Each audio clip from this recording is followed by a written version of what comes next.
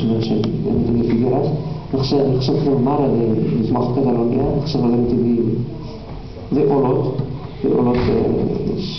شكلني ولا دي زدان دي أولود أتبقى من خدمتها فهمت؟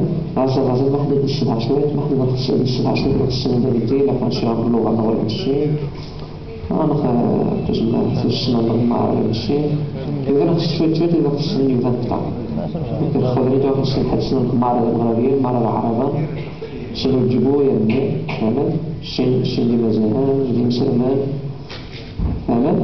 وأنا نخص سمين العرب كل جنس يسمى البلاد كل جنس لغة الناس كل جنس يسمى Es calcula que a Europa hi ha 6 milions de ciutadans que parlen amazic i a Catalunya es pot afirmar que 170.000 catalans el parlen. Catalunya és un país que ha rebut diversos fluxos migratoris durant el segle XX. A principis de segle hi va haver un moviment considerable de gent que va anar a viure del camp a la ciutat. Després, la immigració provenia de la resta de l'estat espanyol. Dels anys 50 als anys 80 arribaren 1.330.504 persones, de les quals més d'un 50% provenien del sud d'Espanya.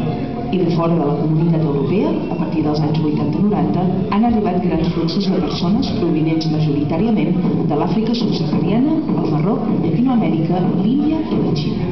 Ara bé, si analitzem l'especificitat de la procedència més enllà del que surt del passaport, veurem que un nombre important d'indis que ara viuen a Catalunya provenen del Panjab, que un nombre important de xinesos provenen del Guangzhou, que la majoria de gambians de la província de Girona són d'ètnia sarahule i que un nombre més que considerable de marroquins assentats a Catalunya són de procedència amaziga, o sigui, provenen de la Damasca, és a dir, dels territoris amazics del nord d'Àfrica.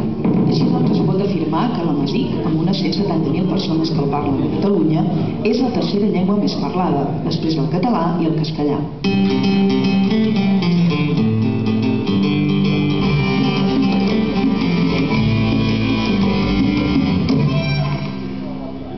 A inicis del 2008, l'Associació Cultural Greda d'Olot, l'Associació Cultural pels Drets del Poble Amazic a Catalunya i ICMA d'Acció Solidària han iniciat un projecte d'agermanament de les dues cultures amb l'objectiu de crear ponts interculturals que ajudin a fomentar i difondre la cultura amazic a Catalunya i la cultura catalana al RIF.